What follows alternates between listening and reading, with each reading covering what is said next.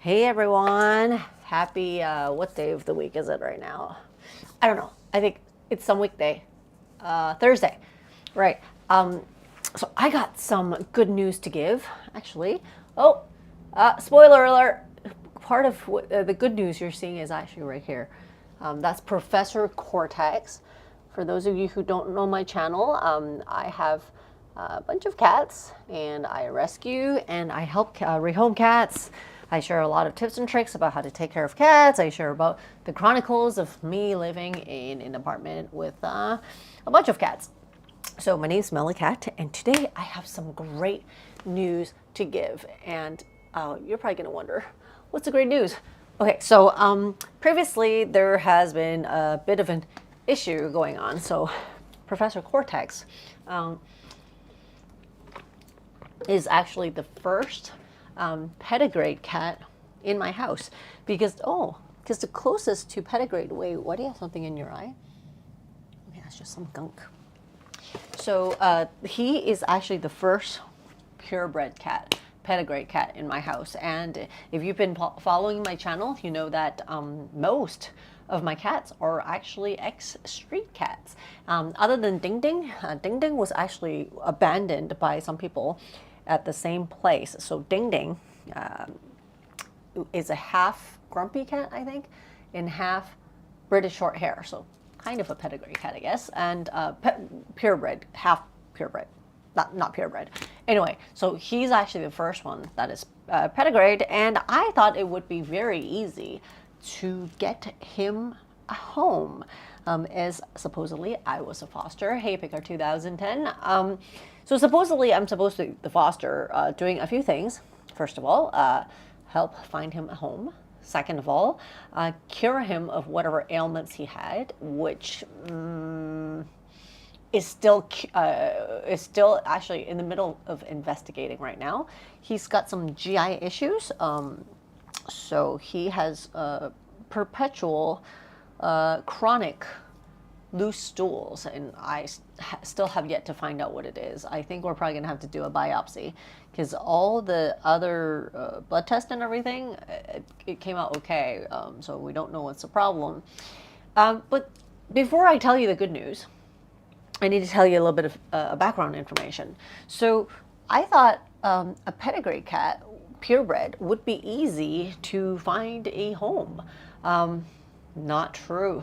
Not true at all, actually. Oh, actually, wait, I have to feed him a pill. It's in my pocket because I knew I forgot something. Professor Cortex, I know you just ate, and after you eat, I have to feed you a pill, which I totally forgot about. Sorry. Let me. Okay, just get that ready. Oh, there we go. All right. Oh, you're so good. You're so good. Thank you. Thank you. Thank you for being such a good boy. Thank you. Oh, you're the easiest cat to pill. Other than Buddy, you're like super easy. Actually, let me, here, come to. Oh, wait, just hold on. Come here, you wiggly boy. So, for him, being a pedigree cat, I thought it would be easy to find a home because, especially in Hong Kong, in a city where a lot of people like pedigree cats for their looks, I thought, hey, you know what? It's going to be easy to find him a home because not only is he cute and he's relatively young, so he's only 13 months when I got him, so 14 months now. And in a lot of people's eyes, I thought it would be, including me, I thought it would be very easy to rehome him. Yes. Yes and no, that is correct. Yes, is because he looks very unique. He is a very special and exotic breed. Obviously some sort of trendy breed, if you want to call it that. So I guess in Hong Kong there's a trend every now and then, you know, that favors a certain type of pedigree cats. And I guess even I talked to his vet, it's like, yeah, we don't really hear people having this breed in Hong Kong until just this past year or a year and a half. And that's the Cornish Rex. And So I guess it's kind of like a cute trend that people hop on, which I don't really like because I'm into adopting and rescuing. But anyway, that's just me. So for him, I guess my speculation was that the previous owner kind of hopped on the trend, but also hopped off the trend really quickly. And when that person surrendered him, they surrendered him with his purchase receipts and a birth certificate and everything, which is actually really weird. His birth certificate doesn't even have an exact birthday, considering it's from a reputable breeder. What reputable breeder would not have an exact date for a cat's birthday other than a month? No idea. Anyway, so I thought there would be a lot of interest in terms of people asking for him. I didn't post his availability for adoption on social media. I basically just told a few friends and I said, hey, I'm fostering this cat now. And yeah, so I'm just kind of fixing some things, but I'm fostering this cat, and in the meantime, seeing if there's any, suitable families. And of course, the word got out there, and I got a lot of cat-loving friends, so they probably share to their first, second, third, fourth degree. I don't know. So there were a lot of responses. Contrary to just domestic short hairs. Feel free to say hi, everyone. I didn't see anyone say anything yet, so feel free to just say hi. Compared to domestic short hairs, which are the typical the street cat breeds, from my experiences, when it comes to, for example, posting on social media, usually the domestic short haired cats don't have that much response that fast. Hey, MG. And usually when the people ask, those people actually like cats for who they are. Hey, Catherine. And they usually ask things like, hey, what's the age? What's the gender? Is it spayed or neutered? What's the temperament? Dietary needs? Any existing ailments? Personality? Can they get along with dogs or children or other cats? Yada yada yada. Hey, Bruce. So that's for domestic short hairs. But that said, the hit rate is higher, but the people who ask, there's just less, and it takes a little bit longer for them to actually find to find not a suitable owner, but to find somebody who's willing to take them unconditionally. That's my experience so far. Now the other side is the pedigree cat, like for example Ding Ding, for example Professor Cortex. Now a lot of people ask, hey, just a cat lover, so a lot of people ask when it's a pedigree cat, was an exotic breed, and people know it's free, right? So a lot of people jump on the on these posts, and this is for posting on social media, because some people, not all, but some people think that, wow, if I can get a purebred for free, I can just try it and see how it goes. And you hear that all the time. Actually, I tend to hear it more often for pedigreed cats than non-pedigreed cats. So people are like, I can try it. I'm like, there's really no trying, is there? Like, what are you gonna do, right? Like, what do you mean trying? Like, what are you gonna do with a cat if it doesn't work? Like, it's like having a kid. You pop the kid out. You can't say I'm gonna try, and if it doesn't work, what are you gonna do with the kid, right? So with these pedigree cats, a lot of people will actually show interest really, really fast. And this is before asking anything about them. Remember how previously I said with the street cats or the domestic short hair, people will ask a bunch of stuff, right? Which is normal. They can foster first. True, they can. But I'm not sensing that these people are fosters. They just want to give it a go just to see how it goes. It's free anyway, and he looks kind of cute, so you can kind of sense it. So that's what I was talking about. But yes, foster is good. Being halfway home is good if that's what it is. But that's not what it is. He's looking for a forever home.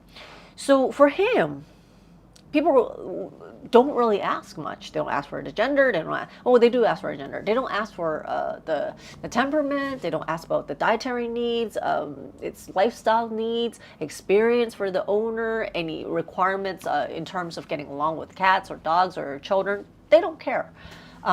Most of the inquiries that I've heard are either, let me just give it a go, he seems kind of cute, or, free purebred.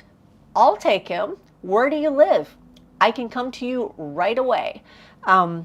Without asking anything. I'm like, wait, don't you want to know anything about this cat? He's like, he's purebred, right? And you said he's still relatively young, like with 13 months. I can take him right now. Where do you live? I'm coming to you. I'm like, wait a minute. It's kind of scary. Yeah, it's kind of like, if, say, for example, if this is a human, you go to an orphanage saying, hey, I'm interested in adopting children, but you don't ask anything. And you're like, does that kid have long hair? Oh, cool. All right. Is that kid under 3 years old? Okay, yeah, sure, I'll take him. What? Like, it would scare you too, right? Like, that kind of stuff kind of scares me because I could be wrong, but it shows strong signals that they're not really interested in anything else, because normally people would ask. So that's what I've got with him for the most part. And I've had some even more aggressive ones who also don't ask much. Purebred? Oh, still a kid? Oh, cool. I'm like, yeah. And then he's like, oh, I'll give you like a red pocket. Meaning like lycee. Red pocket is what people give out for Chinese New Year or during like anything festive or anything we're celebrating, or just kind of like a token of appreciation. And there's like, oh, I'll give you a red pocket. Is $5,000 okay? Yeah, I'll put $5,000 in there in exchange for this cat. And then I'm like, I remember the person who took him off, the person who had the Professor Cortex abandoned at her shop. She told me to be very careful when selecting the future family of Professor Cortex. She knows that I'm very reliable in terms of selecting a family. That's why she handed them to me. That's why I've rehomed at least a dozen cats from them, because they're very nice people, and they seem to be a favorite place for people to just kind of dump their unwanted pets at their pet groomer and never come back. So, Catherine, yeah. Or volunteer at shelters, yeah.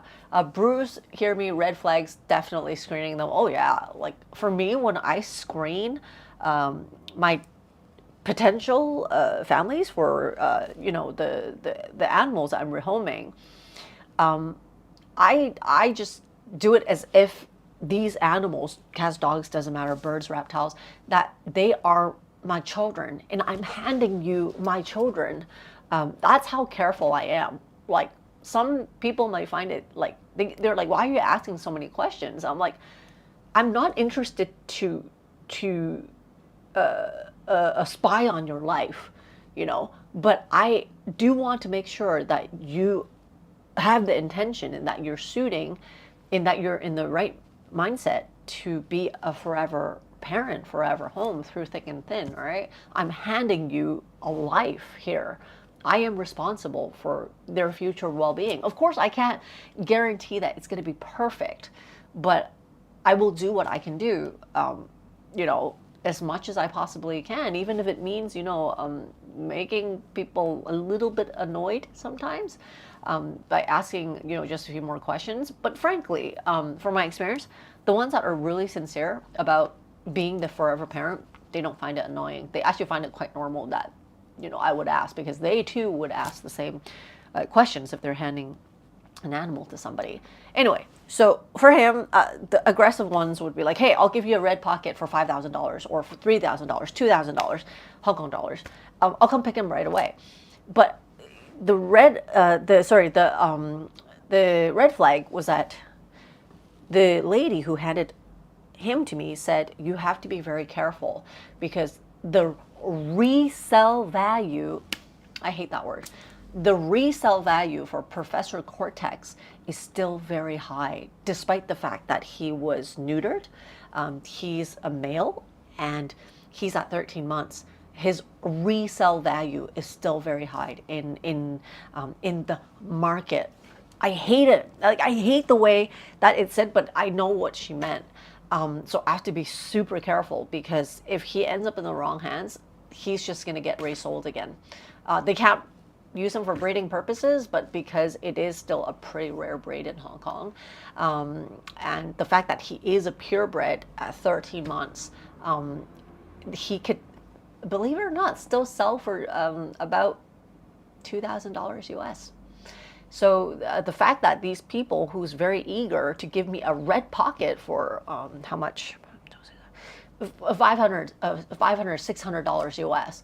Do you, like, you might feel what I feel is like, whoa, why are you so eager to just take them, you know, for me, without asking anything, and just kind of giving me like you know, a thank you red envelope and then just take off. So I'm not going to do that. Actually, it scares me. Catherine, there's several adoption agencies for animals in America. Send a representative to your house and actually check it out. I wish we had that in Hong Kong. We don't. Like, so Wicked Wish of Nature, a cat is a possible 14 to 20 plus year commitment. Definitely important that someone taking on that is understanding of what that is. Of course, definitely. Catherine, definitely. So these people think it's a steal. Like, it's like a free cat, pedigreed, rare breed, on trend. On trend. Oh, I hate that word. So that's what he is. He's in demand, I guess. Right, Professor Cortex? And I thought it would be so easy to help you find a home, but actually to sift through that is actually not easy. And I always say this in a jokingly way, but it's really no joke. It's like it's like a joke that my mom says all the time. When you have a daughter, okay, this is quote unquote really from my mom. When you have a daughter that's not good looking, you have to worry about her not being able to find a boyfriend. But when she does, he'll love her for who she is. Yeah. So I think in that comparison, if we were to use a pedigree and in the street cats, I think street cats are super cute. I think all cats are cute. But to people who like cats as toys or as just that cute furry thing without loving them for who they are, that ugly daughter my mom speaks of all the time is probably kind of like street cats. And whereas the beautiful daughter who have a lot of pursuers, who seem to have an unlimited of guys knocking on their door, but yet the concern for the parent is you don't know who actually loves your daughter for who she is, because she looks so great and she has a really nice body, and everybody, it just keeps heads turning everywhere she goes. Professor Cortex, in that analogy, is kind of like that. For me, I think all cats are essentially the same, because cats are just cats. But just like you said, Catherine, I think all cats are beautiful. But I can only hope, but I can't expect everyone to think that way. The world would be great if everyone loves cats for who they are. Let's see. I'm trying to look at the message. Michelle, you might be best suited to a home that's had a cat previously, and the owner who might benefit from having a pet. Example, go, Mr. After my doctor said it would be great for my mental health. Yeah, and for him, because the house, the energy expenditure for this cat is very big, and the fact that he can't get along with dogs, so cannot. So it's a thing. It really is a problem. And also, I've had a family that actually came to check us out. That family was actually the closest to the ideal family, but it was a deal breaker at the end. The mom was like, "Oh, one last thing. Does your cat scratch people?" I was like, "Oh, I think all cats are capable of that." But frankly, I've never seen him scratch anyone so far. But it doesn't mean I can guarantee that he doesn't scratch anybody ever in his life. I'm like, "Wait a minute, don't you have cats at home?" She's like, yeah, but my cat doesn't scratch. I was like, okay. I was like, so why do you ask that? She's like, oh, well, it's a deal breaker if he scratches my daughter. I'm like, well, I can only tell you that from my experience. I've never seen him scratch anybody intentionally. But my question to you is, you know, can you guarantee that there's nothing at your home, in your house, that's going to trigger him, that's going to provoke him, especially with kids? Can you even make that guarantee that your daughter's not going to, you know, just going to grab him like kids do? And then she's like, oh, I just need to make sure that, you know, he will never scratch my daughter intentionally or unintentionally. I'm like, I can't make that guarantee. I can't make that guarantee for any cats, right? Or any people. Like, I can say, you know, if you ask me, do I punch people? No. Have I ever punched somebody? No. Can I guarantee that I will never punch somebody in my life? Depends on the circumstances, right? Like, I mean, if I get robbed one day, yeah, I'm probably going to try to punch a guy. But, right? So it's really, so that was a deal breaker. That, yeah. But I'm glad I actually caught that during the interview. So good to find out before, right? Wicked Witch of Nature. Cats are not commodities to be sold. They're living beings that should be cared and loved. Just like, I completely agree. And I do hope that one day, humans can actually think that. All humans can think that. That would be a world that I love to live. Catherine, now you're pregnant with a daughter, so you're going to have to gear up for that one day. Johnny7 on Twitch, is it worse with cats, or are there other animals? Are there other animals that are at risk too?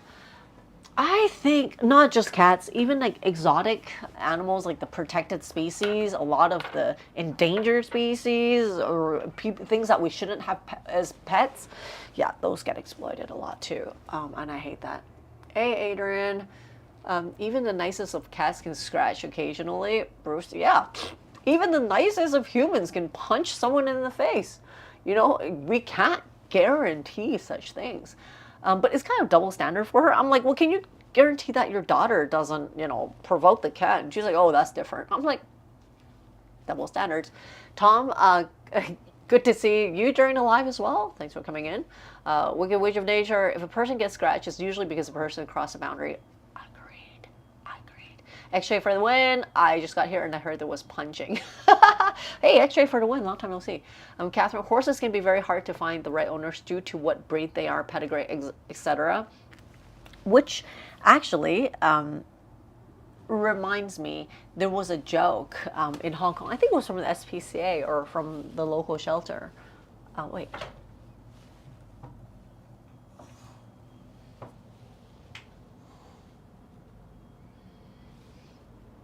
Who's in there? Who are you kitty punching? Oh, that's Yellow Cat. That's Yellow Cat. Friendly banter. This guy's really naughty. It's part of his socialization. He's learning what can be challenged and what cannot. Professor Cortex! Professor Cortex! Okay, anyway. Sorry about that intermission.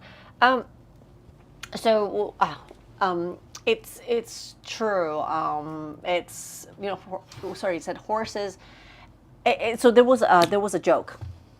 Somebody wanted to adopt a purebred British short hair or something like that baby, which you probably wouldn't find in shelters for the most part, because usually those cats, you know, have value. They're worth something, right? I hate it when people say that, but that's because of the you know, that market of selling animals, which I hate.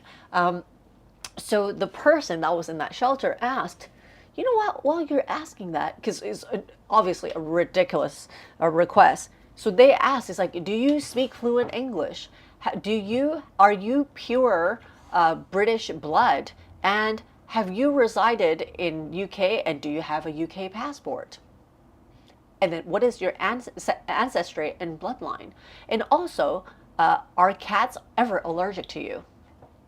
And so the person's like, why do you care? It's like, no, that's what you just asked when you said you wanted the purebred baby kitten. I'm asking you too, as much as you have expectations about the cat. They too, and I too, probably have expectations about you and you don't seem to fit. And I thought that was such a good comeback. Such a good comeback. Let's see. Catherine, can't guarantee a daughter can't pull a cat's tail. That's exactly what I said. Oliver, hey. Sarah, hey. So the good news is, everyone, drum roll after 25 minutes. Sorry about the build up. Is that, where's Professor Cortex? Professor Cortex, you guessed it. Professor Cortex is my 10th cat. Correct. So I will actually take him to, Malaysia together. So all of us are going to go to Malaysia in the future if our plans remains unchanged. But wherever I go, I will take them with me. So the objective is so that we can actually have a much bigger house. So right now, the apartment setting is only temporary. The objective is that I'm going to move to somewhere where it's highly affordable, that I can just have a huge, even if it's an apartment, that it's like a couple thousand or 3,000 square feet, which is not hard to find in Malaysia. It's completely for them. I don't have a lot of ties in Malaysia. I have some friends, but it's really just so that I can have a big place for them, pet-friendly neighborhood, and affordable vets. Yeah. So more resources. So for them, it's probably not going to be too much longer in an apartment here in Hong Kong. But of course, if it wasn't because of COVID, I would have been out of here. But so they're just going to have to hang on a little bit more. So in the meantime, I'm just going to leverage all the vertical space I can give them, which is actually even more important than floor space, which I'll get into in another video. Believe it or not, cats having a lot of vertical space is actually even more important than having a big place with no vertical space. So right now, I even talked to some vets that are like, yeah, it's fine. Right? Like your place isn't the biggest, but considering the amount of vertical space that you have in underneath spaces that you've created for them, it's actually okay. But of course, it could always be bigger. So he's with me now. Let's see. Yeah, cats have many requirements for humans as well. Yeah, Catherine, definitely. Michelle, my boy is worth Dr. what? Dr. No Impression, $50 million. Austin Powers, $1 million. Okay, only 10? Trust me, when I'm not in Hong Kong, it's going to be over 10. Catherine, he'll have a great home with me. Oh, actually, he's very bonded with Professor Cortex. What are you doing? What are you doing? Are you challenging the authorities? Yeah, he is. Okay, wait. Sorry, just intermission right there. Let me just kind of... Professor Cortex.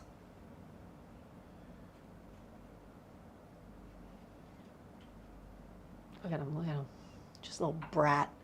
But there's never bloodshed in the house, so it's okay. He's just learning his socialization skills. My cats put up with him okay. And even Strawberry knows that he's a younger brother now, so everyone's treating him okay.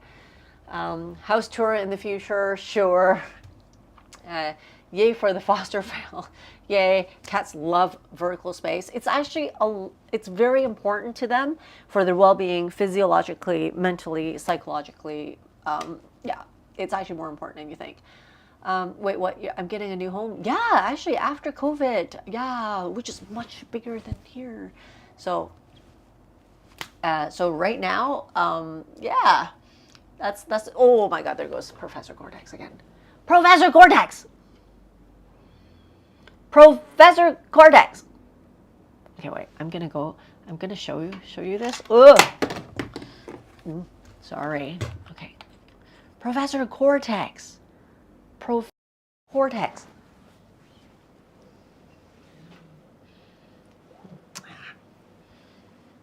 Professor Cortex,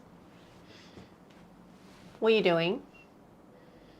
Are you bothering your sister? He's challenging the authorities, for sure.